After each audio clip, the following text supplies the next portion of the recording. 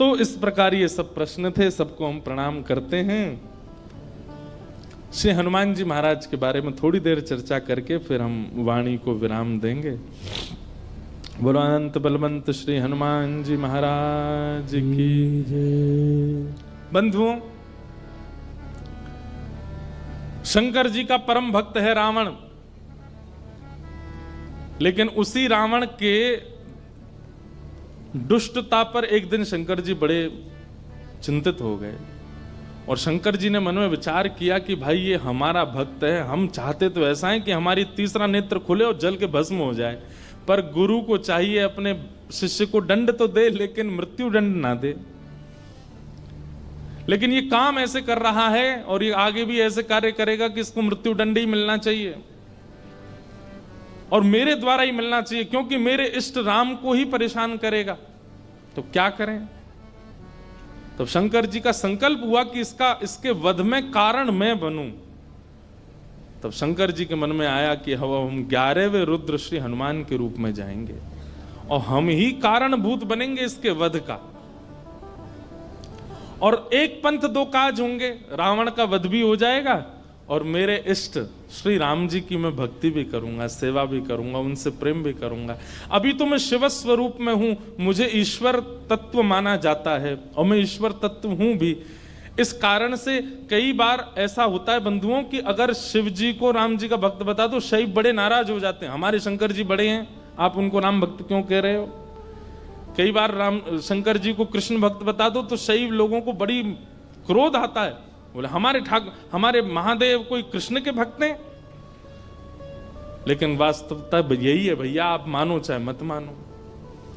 आप मंदिर में जाकर के ओम नमः शिवाय कहते हैं महादेव के आगे, उनको प्रसन्नता होती होगी, लेकिन आप मंदिर में जाकर के राम राम राम राम कहते हैं तो महादेव अत्यंत प्रसन्न हो जाते हैं।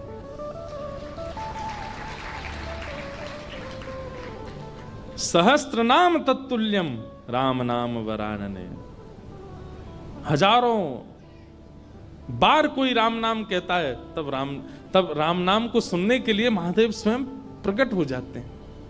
कृष्ण नाम सुनकर के स्वयं प्रकट हो जाते हैं महादेव। तो महादेव ने विचार किया कि मेरे इष्ट की सेवा भी हो जाए और ये दुष्ट रावण का वध भी कारण मैं बनूं। तब महादेव ने विचार किया और ऋषियों से कहा कि भाई ऐसा हमारा मन का विचार है कि हमारा ही तत्व जावे पृथ्वी पर और राम जी की सहायता करे रावण वध में, और राम जी की सेवा आराधना भी कर ले। तब ऋषियों ने कहा महाराज, इस धराधाम पर पृथ्वी पर आपके तेज को धारण करने की सामर्थ्य किसी स्त्री में नहीं है, कौन धारण करेगा। तब ब्रह्म लोक की एक अप्सरा थी, उनका नाम था कुंजस्थला। उन्होंने एक ऋषि का उपहास किया, बहुत ध्यान से सुनिएगा, और उस उपहास के कारण ऋषि ने उनको शाप दे दिया कि तुम बानरी हो जाओ। इतनी जोर से हंस रही हो संतों के ऊपर।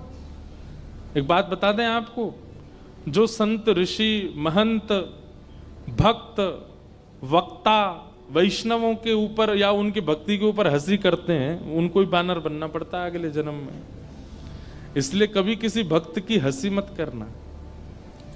तो कुंजस्थला को शाप दे दिया, बोले जाओ तुम बानरी बन जाओ। लेकिन क्रोधापि देवेन वरेण तुल्यम, बड़े लोगों का क्रोध वरदान के समान होता है।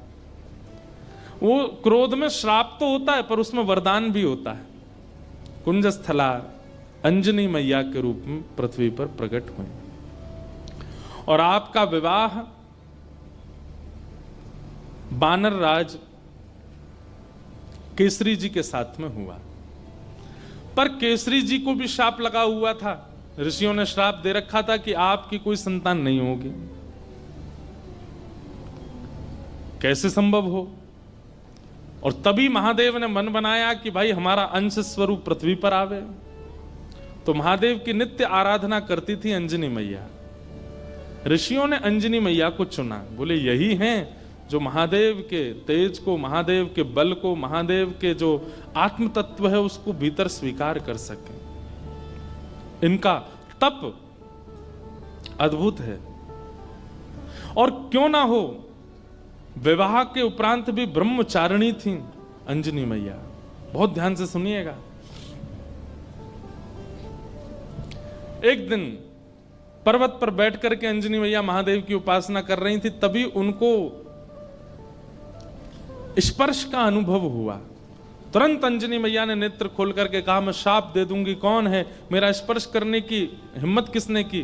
तभी पवन देव प्रकट हो गए और पवन देव ने कहा कि मां मुझे क्षमा करें, पर मेरा स्पर्श का अधिकार सबको है, मैं सबको स्पर्श कर सकता हूं, मेरा स्पर्श अपवित्र नहीं होता।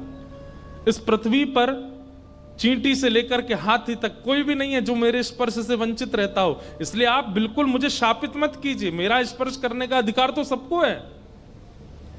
अंजनी मैया बोली, तो फिर मेरा विशेष स्पर्श क्यों किया आपने? तब उन्होंने पूरी बात बताई। बोले कि मां, महादेव की इच्छा है कि उनका तत्व प्रकट हो।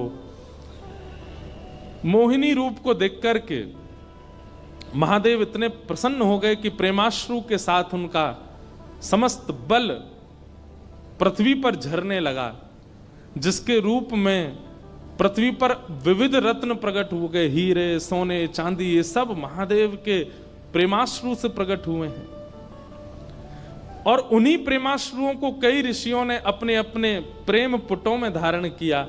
उन्हीं में से एक बिंदु मुझे प्राप्त हुआ और मुझे ऋषियों की आज्ञा हुई कि मैं आपके अंदर उसको व्यवस्थित कर दूं, ताकि महादेव का जो 11वां रुद्र स्वरूप है वो आपसे प्रकट हो। इसलिए मैंने आपके स्पर्श करके आपके करणपुट से महादेव का वह योग बल आपके भीतर व्यवस्थित किया है। अब आप जल्दी ही एक दिव्य भक्त, दिव्य बलवंत और दिव्य श्रेष्ठ बालक को जन्म देंगे। कितने पिताजी हनुमान जी के? पवन पुत्र, शंकर सुवन और केसरी नंदन। पवन देव के वे पुत्र हैं। हनुमान जी के शंकर, अब यहां पर ऋषियों का, संतों के शंकर स्वयं केसरी नंदन, शंकर स्वयं ही आए हैं और शंकर सुवन यानी कि उनके पुत्र हैं। किसी का भाव ऐसा भी है कि भाई स्वयं शंकर जी के पुत्र कैसे हो सकते हैं, स्वयं शंकर जी आए तो इसलिए शंकर स्वयं केसरी नंदन। अब जो भी बात हो, इसका विवाद तो बड़े लोग ही करते रहे, हम तो बालक हैं, हम तो जैसा मिले गाते रहेंगे, आनंद करें सब। 3 पिताजी हैं।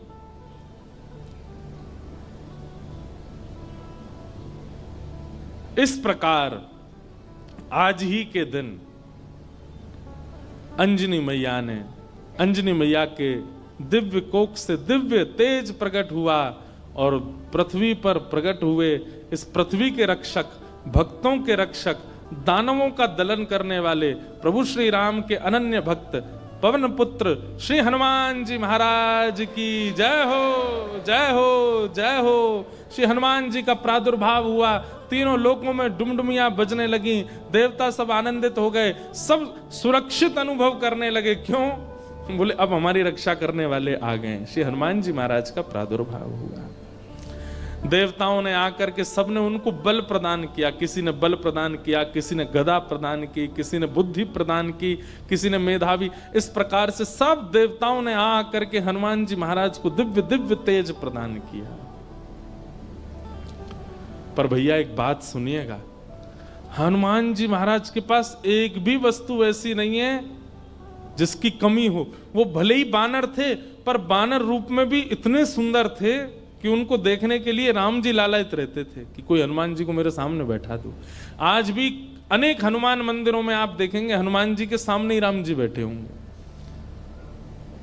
प्रियतम को सामने बैठाया जाता है, भले ही भक्त हैं हनुमान जी, लेकिन राम जी को उनका दर्शन इतना अच्छा लगता है, पूरा विश्व राम जी को देखता है, पर राम जी हनुमान जी को देखते हैं। और इस सुंदरता का कारण क्या है कि हनुमान जी में इतनी योग्यताएं हैं, पर सारी योग्यताएं भक्ति से ढकी हुई हैं। हम लोग कैसे हैं? हमारी सारी योग्यताएं प्रकट रहती हैं। कोई व्यक्ति अगर बहुत बुद्धिमान होता है ना, उसके रूप से ही पता चल जाता है कि बहुत बुद्धिमान है। ये देखो हनुमान जी डोल रहे हैं, भाई आ जाओ, आहा आ जाओ, मंच पे आ जाओ। ये देखो, पूंछ से लपेट दो एक आध पंडित जी को। अनंत बलवंत श्री हनुमान जी महाराज की। यहाँ बैठ जाओ आगे, ये स्पीकर के आगे बैठ जाओ। हाँ बैठ जाओ। हनुमान जी बेचारे दांत नहीं है इनके, बैठ जाओ। खड़े रहोगे थक जाओगे। हे हनुमान जी बैठ जाओ, पूंछ संभाल के। गदा नीचे धर दो, गदा नीचे रख दो, थक जाओगे। बस ऐसी कथा सुनते रहो। बोलो हनुमान जी महाराज की जय। तो हनुमान चालीसा करके ही जाना सब लोग, उससे पहले मत चले जाना। हम लास्ट में ही करेंगे कि आप चले नहीं जाओ। आपसे पहले तो हमको जाना है। पर तो क्या बता रहा था मैं? हाँ, हनुमान जी में सारे गुण हैं। अष्ट सिद्ध नवनिधि के दाता, असवर दीन जानकी माता। अष्ट सिद्ध नवनिधि के दाता। अष्ट सिद्धियां हैं, नवनिधियां हैं। महाराज हम पे तो एक सिद्धि आ जाए, सिद्धि नहीं भी आवे तो हम लोग फूले नहीं समाते। उन पे तो 8 सिद्धियां हैं, 9 निधियां। पर फिर भी हनुमान जी महाराज इतने दीन कैसे? भक्ति। किसी का ज्ञान प्रधान होता है, किसी का स्वरूप प्रधान होता है, किसी की योग्यताएं प्रधान होती है, पर हनुमान जी महाराज ने सबको गौड़ करके अपने भक्ति को प्रधान रखा है। अच्छा एक बात बताएं, हनुमान जी का एक गुण है, बहुत ध्यान से सुनिएगा। हम सब में कोई योग्यता आ जाती है, जैसे किसी को गाना आ जाए, किसी को बजाना आ जाए, किसी को नाचना आ जाए, तो अपने उस गुण के स्वामी हम खुद बन जाते हैं। जो भी गुण है हमारे अंदर, उस गुण के स्वामी कौन है? हम खुद बन जाते हैं। पर हनुमान जी ने अपने सारे गुणों का स्वामी राम जी को बना दिया है।